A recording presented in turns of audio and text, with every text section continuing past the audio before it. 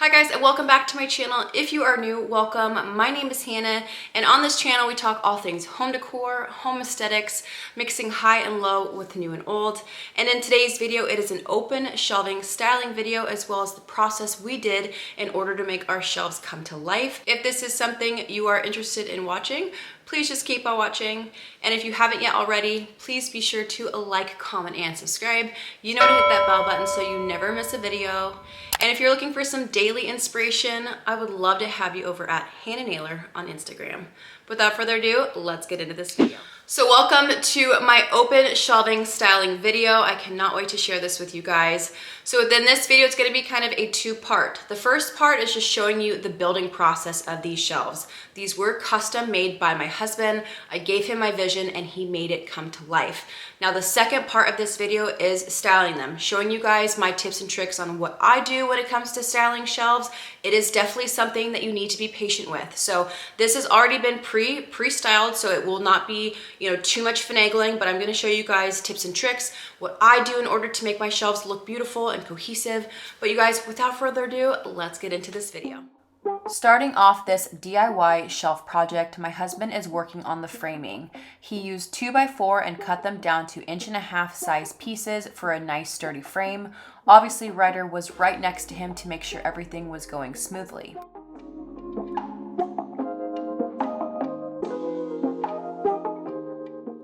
Once the framing was complete, I knew I wanted white oak for these shelves, so my husband had to go to a specialty store in order to hunt them down.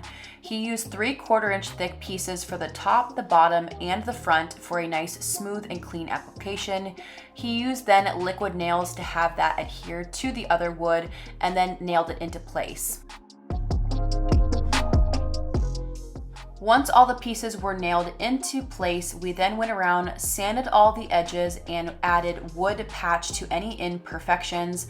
Once that was completed, I then took some caulking on all the edges for a nice, smooth, and clean transition from the wall to the shelving.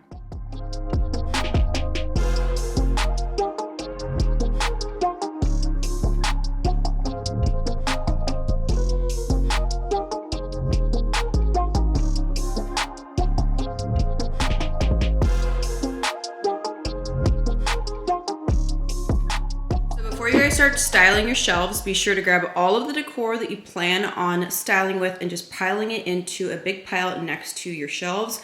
This is gonna be my pile that I'm gonna be grabbing from. It just makes it a lot easier when it comes to styling. Everything is here, ready to go. So that is the first step to styling some shelves. All right, so we are in my little nook. So this is the nook that you hit before you get into my master bedroom. So it is here to my right. And this nook was just kind of there. Like before, we had a picture hanging, which looked beautiful, but I was like, you know what? There could be something a little bit more here. And I am so pleased with how this came out. So I'm gonna do my best. Lighting is really bad. I do have a box light to my right of me, and we're just gonna start styling these things. So I hope you guys enjoy. Let's start with the top first. All right, so we're gonna be starting with the top shelf first, and I'm going to be bringing in the taller decor items, starting with this really beautiful picture that I got from Magnolia Home. I love the shape, I love the height, and I love the color. So this is gonna be the first item we're gonna start with on the far left.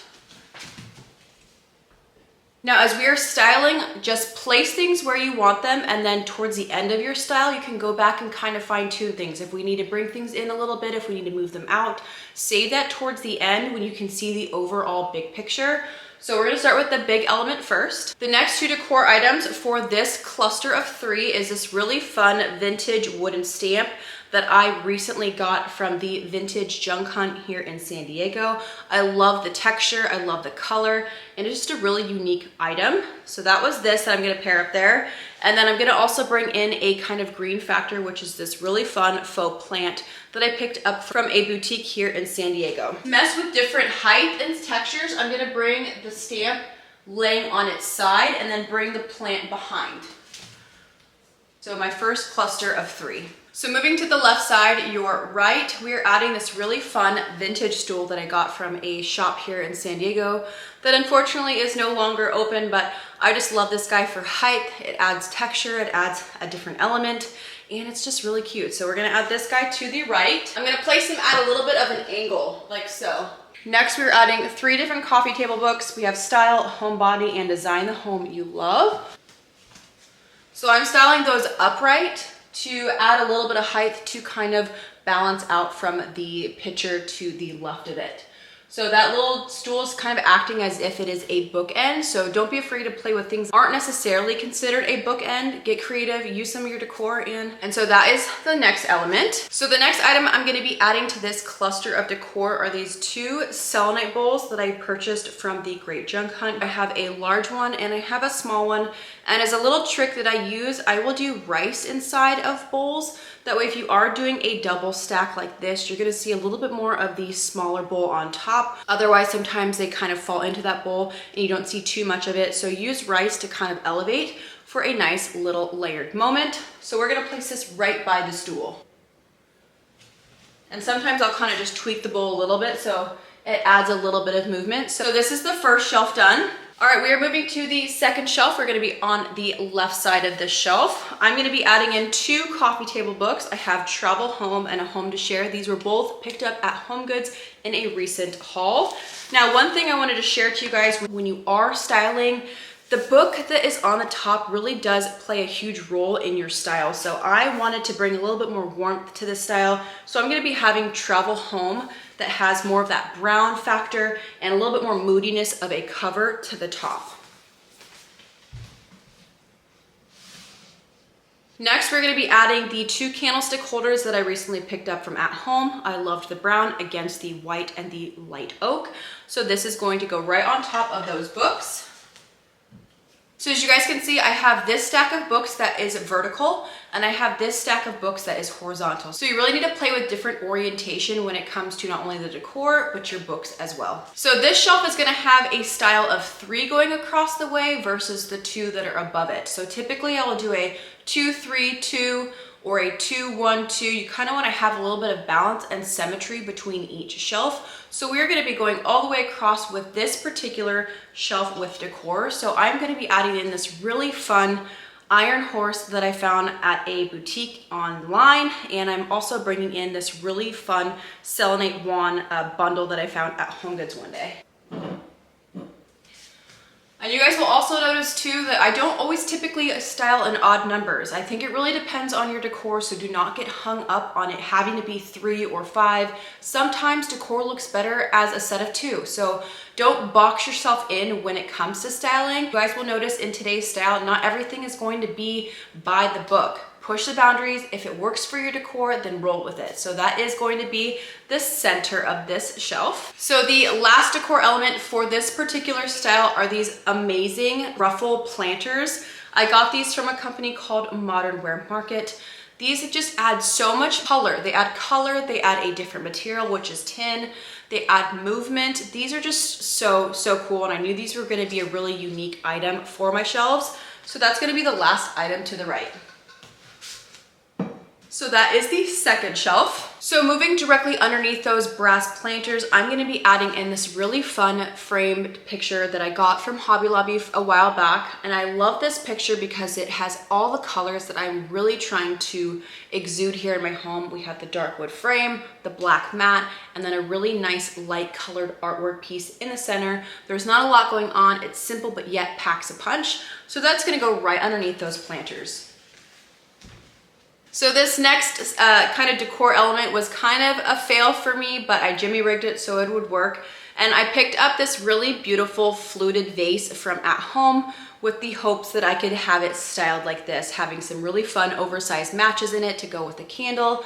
The only problem is that these matches are not as long as they look. They were falling too far down, but I just really had my heart set on this vase and making work with this style. So I jimmy rigged the inside to allow for these matches to have a little bit more height above this vase. So we're just gonna add this little moment right next to that picture.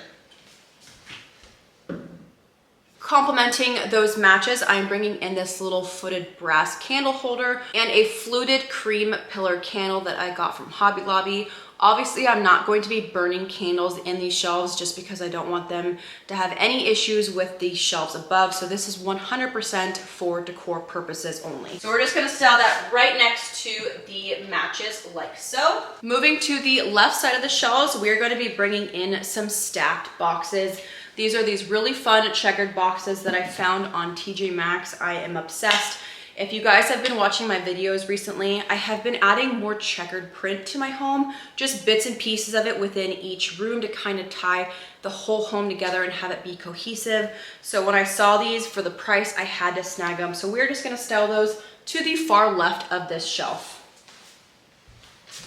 All right, so we're moving to the last and final shelf. I'm gonna be adding in this really fun vintage washboard that I got from that vintage antique shopping event. And I'm gonna be styling it on its side in a horizontal orientation. I think this is gonna add some length. And as I had mentioned before, we are kind of doing a 2-3-2-3 configuration with my decor. So having this on its side is going to add a little bit of length and more coverage across this last shelf. So I'm just gonna lean it there on its side like so. So this bottom style is gonna have a lot of different elements going on. So I'm gonna be bringing in one more piece of wood, which is going to be this really fun vintage stamp that I got from an antique shop here in San Diego. This one's big, and I love that it has a little bit of a different wood tone compared to that washboard. So I'm gonna be layering those two items as well as draping some black beads over that washboard as well. The last element for this cluster is this really fun antique brass bowl, just kind of bringing in that brass throughout these shelves. And I just love the size, and I also love that it is a little bit of a pedestal bowl. So we're just gonna place that right in front of that washboard like that. So moving to the last portion of this style, we are gonna be bringing in two books. We're bringing in Habitat and Theology of Home. Those are gonna go horizontally on this last shelf. Going on top of those coffee table books, I'm bringing in the larger version of the vintage pot that I got from that event. And within it, I have two asparagus bushes with white cosmos from Hobby Lobby. I have been loving this combination lately, especially for spring. It just seems so whimsical. It just seems so carefree. This is like the easiest arrangement for any person to do and replicate. Been loving this, so this is gonna go right on top of those books. Now I'm going to pair its little matching sister right to the side of it. And there's one more element that I wanted to add to this style here to my right, which was this really fun oversized sage stick that I got from that event as well, that I'm gonna just place right into that pedestal bowl. So I have pushed you guys back a little bit so you can watch me finagle. We have all of our decor out, but there just needs to be a little bit of tweaking as far as spacing goes and making things look cohesive. So let's get to it. Sometimes it takes stepping back to look at it to then tweak.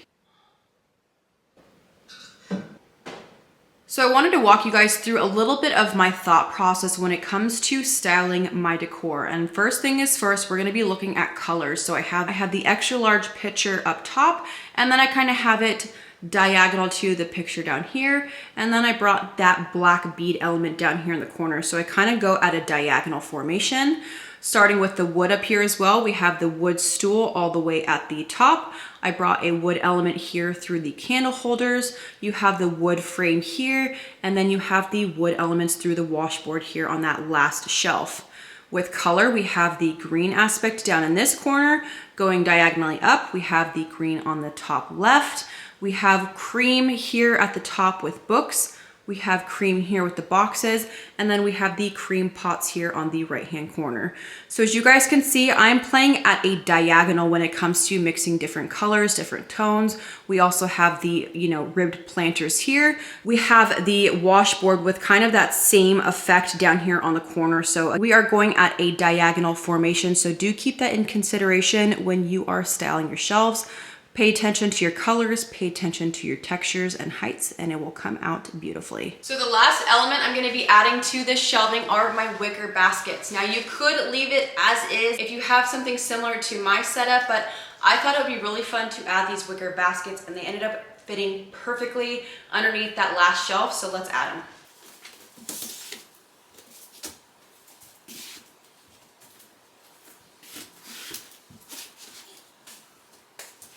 And there you guys have it, my open shelving.